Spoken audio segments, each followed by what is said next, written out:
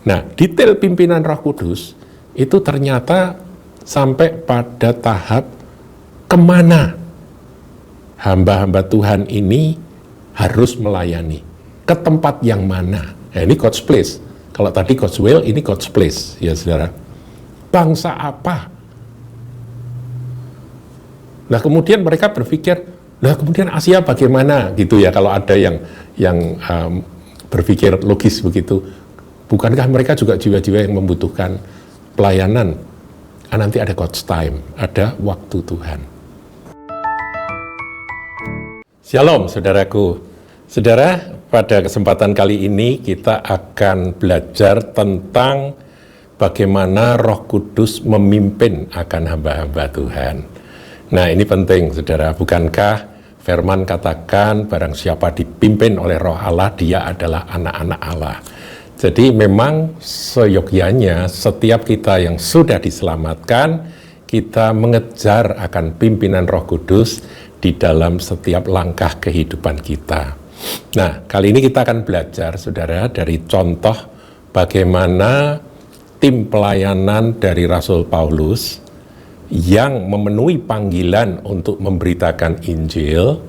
Jadi mereka sudah menyerahkan diri untuk pemberitaan Injil dengan segala risikonya. Bagaimana tuntunan Roh Kudus dalam langkah-langkah memberitakan Injil yang mereka lakukan. Nah, kita akan lihat satu kisah yang sangat menarik untuk dipelajari dalam Kisah Para Rasul 16, saudaraku. Di dalam Kisah Para Rasul 16, mulai ayat yang keempat. Kita akan baca ya, nanti kita akan berhenti di bagian-bagian yang perlu kita renungkan. Paulus menyeberang ke Makedonia, itu judul perikopnya. Ayat 4. Dalam perjalanan keliling dari kota ke kota, Paulus dan Silas menyampaikan keputusan-keputusan yang diambil para rasul dan para penatua di Yerusalem dengan pesan supaya jemaat-jemaat menurutinya. Ya, ini pasal 16 kan kelanjutan dari pasal 15. Sudah bisa baca sendiri, di sana ada sidang di Yerusalem dengan berbagai keputusan yang diambil. Kemudian ayat 5, demikianlah jemaat-jemaat dalam perjalanan Paulus, Silas, dan kawan-kawan itu, demikianlah jemaat-jemaat diteguhkan dalam iman, dan makin lama makin bertambah besar jumlahnya. Jadi lewat kemana saja dalam perjalanan pemberitaan Injil itu, perjalanan misi tersebut, jemaat-jemaat semua diteguhkan dan mereka diperkuat imannya. Jadi ada kunjungan-kunjungan dari hamba-hamba Tuhan ini, para rasul ini. Ayat 6, nah ini menarik, ayat 6 dan ayat 7. Ini menarik untuk disimak, saudara, karena di sini kita temukan detail dari pimpinan Roh Kudus. Jadi kalau kita mau hidup menurut kehendak Tuhan, pertama kita harus mengerti apa yang menjadi God's will atau kehendak Allah secara umum.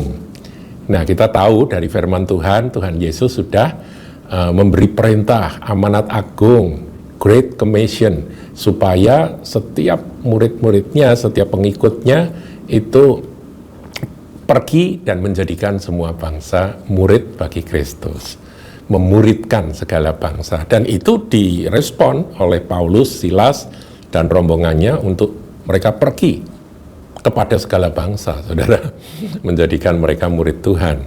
Nah, masuk ke ayat 6 ini, kita temukan bagaimana luar biasa sekali.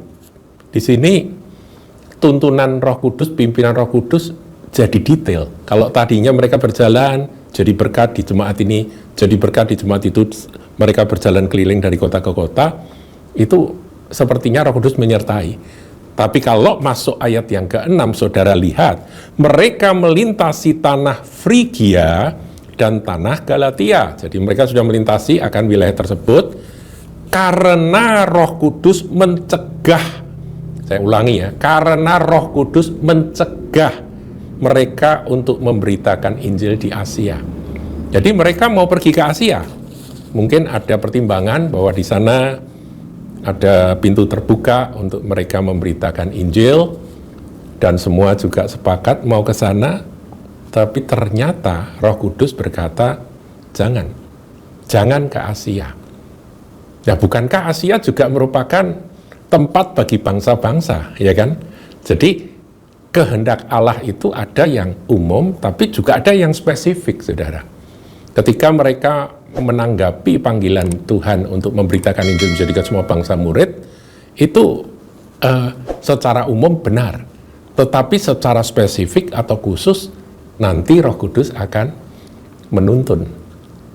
Bangsa yang mana dulu? Karena ini mengandung urutannya, mengandung rencana Tuhan yang besar. Saudara, kalau melihat grand design dari Bapa Surgawi di dalam pemberitaan kabar baik kepada bangsa-bangsa itu ada urutannya, saudaraku. Ya, Tuhan itu tidak acak-acakan cuma memberi gambaran besar, pokoknya beritakan Injil, kemudian murid-murid Tuhan nyebar ke sana kemari dan beritakan Injil tanpa arah. Tidak demikian. Kita melihat ada bagaimana Tuhan menuntun akan hamba-hambanya. Dalam hal ini kita belajar dari Paulus dan Silas dan kawan-kawan untuk arah mana mereka itu dituntun. Mau ke Asia, Roh Kudus mencegah mereka. Jadi mereka akhirnya belok melintasi tanah Frigia dan tanah Galatia. Arahnya mau ke jurusan yang tidak seperti yang direncanakan oleh mereka. Jadi ada rencana dari tim pelayanan ini, tapi ada rencana Roh Kudus. Dan mereka taat ketika Roh Kudus mencegah mereka untuk, jangan Asia dulu, jangan ke Asia. Aku ada rencana. Nah, mereka taat. Nah, pertanyaan, saudara, bagaimana caranya Roh Kudus mencegah? Nah, ini banyak menjadi penafsiran dari banyak hamba Tuhan. Ada yang berkata salah seorang mendapat pernyataan Roh Kudus, kemudian mereka berdoa bersama, diyakinkan betul Roh Kudus nggak kehendaki kita ke sana. Itu yang paling sederhana. Tapi ada juga yang menafsirkan waktu mau berangkat tiba-tiba ada masalah besar, ada kesulitan-kesukaran yang tidak memungkinkan mereka ke sana sehingga mereka tercegah. Kemudian mereka berdoa, Tuhan, ini yang mencegah ini Tuhan atau hantu? Itu kan seringkali begitu ya.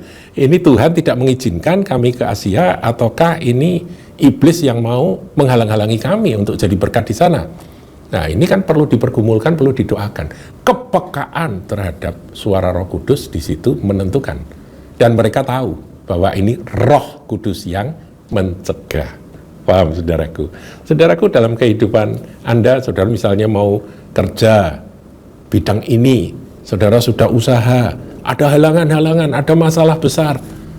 Saudara harus tanya, ini roh tidak mengizinkan atau mencegah, atau ada roh iblis yang menghalangi karena kalau Anda lakukan itu ada pekerjaan besar yang bagi kemuliaan Tuhan. Nah, di sini saudara harus peka. Kita nggak boleh terlalu cepat ada halangan langsung berkata, Tuhan tidak berkenan. Nggak boleh juga. Harus didoakan. Di sini kepekaan terhubung dengan surga itu, terhubung dengan parakletos, yaitu ini yang Tuhan Yesus katakan, seorang penolong yang lain yang menyertai kita selama-lamanya, itu sangat menentukan, saudara. Paham ya? Nah, kemudian ayat 7, ini masih sama ya. Dan setibanya di Misia, jadi arahnya udah diluruskan, nggak jadi ke Asia, mereka ngelewat Galatia dan Frigia, kemudian sampai di Misia, mereka mau, Bitinia aja, Bitinia terbuka, begitu ya. Mereka mau masuk ke daerah, mereka mencoba masuk ke daerah Bitinia. Nah, ini semua wajar, dalam artian mereka memakai logika dan akal budi yang Tuhan karuniakan. Saudara, kita ini diberi akal budi. Kita bisa menilai, daerah ini bisa dilayani nih. Ini terbuka ini. Di sana ada jiwa-jiwa yang kelihatannya membutuhkan akan pelayanan kita, begitu ya. Jadi mereka mau masuk Bitinia. Itu ada pertimbangannya, dan pertimbangannya juga tidak salah. Tapi apakah sang pimpinan misi, ketua umum misi, saudaraku ya, yaitu Roh Kudus, itu setuju ke Bitinia? Ternyata dikatakan, tetapi Roh Yesus tidak mengizinkan mereka. juga sama, saudaraku, bagaimana detail kisahnya mereka bisa tahu bahwa Roh Tuhan tidak mengizinkan mereka. Ya itulah, saudaraku, yang perlu perlu digumulkan di dalam doa, ya. Nah, kemudian ayat 8, karena tidak bisa masuk Bitinia, setelah melintasi Misia, mereka sampai di Troas.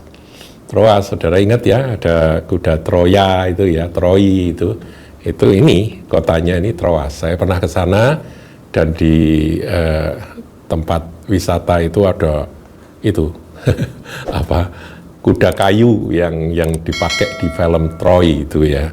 Itu ceritanya terambil dari tempat tersebut. Nah, disitulah Rasul Paulus dan kawan-kawan tiba di Troas. Nah, kemudian ayat 9. Nah, disinilah mereka terus terhubung dengan Tuhan. Mereka terus berdoa. Pada malam harinya, tampaklah oleh Paulus suatu penglihatan. Paulus sendiri mendapat penglihatan. Sebelum-sebelumnya mungkin bukan Paulus yang mendapat tanda bahwa nggak boleh ke sana, nggak boleh ke sana. Dilarang oleh Roh Kudus. Tidak diizinkan oleh Roh Yesus. Itu mungkin bukan Paulus, tapi di sini spesifik Paulus yang mendapat penglihatan. Ada seorang Makedonia berdiri di situ dan berseru kepadanya. Katanya, menyeberanglah kemari dan tolonglah kami. Kaget sekali ya, Paulus mendapat penglihatan. Bukan mimpi loh, saudaraku, penglihatan ya malam hari itu. Jadi pas berdoa mendapat penglihatan, dan jelas penglihatannya ada dari pakaiannya, dari model wajahnya dan sebagainya. Ini orang Makedonia.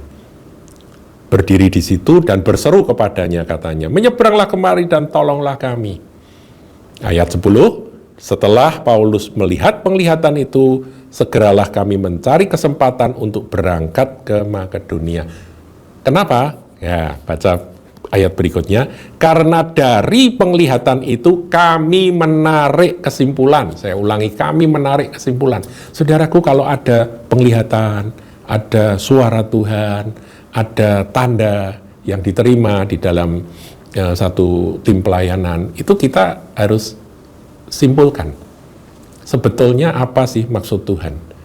Nah, mereka berarti sudah berunding dulu ya. Paulus cerita pada Silas, pada teman-teman yang lain, saudara-saudara, ini saya kok mendapat penglihatan aneh, yaitu ada seorang dengan pakaian Makedonia, jadi orang Makedonia, dia berdiri dan berseru kepada saya, teriak-teriak, katanya, menyeberanglah kemari dan tolonglah kami, minta tolong. Langsung yang lain meneguhkan dengan berkata, ya berarti memang Roh Kudus melarang kita ke sana, tidak mengizinkan kita ke sana, mencegah kita ke sana, karena ini maksud dari Roh Kudus. Karena dari penglihatan itu kami menarik kesimpulan bahwa Allah telah memanggil kami untuk memberitakan Injil kepada orang-orang di sana. Saudaraku, di dalam kita melaksanakan atau menanggapi akan pimpinan Roh Kudus, pertama kita memang harus mencari kehendak Allah, dan itu bisa kita temukan dalam Alkitab. Memberitakan Injil, ya ini contohnya, memberitakan Injil, menjadikan semua bangsa murid, yaitu Matius 28 ayat 18-19 itu, Great Commission itu merupakan kehendak Allah. Dan itu ditanggapi yaitu dengan, ya mereka melakukan. Segala bangsa, ya bangsa apa saja mereka layani. Itu yang mereka lakukan pada awalnya.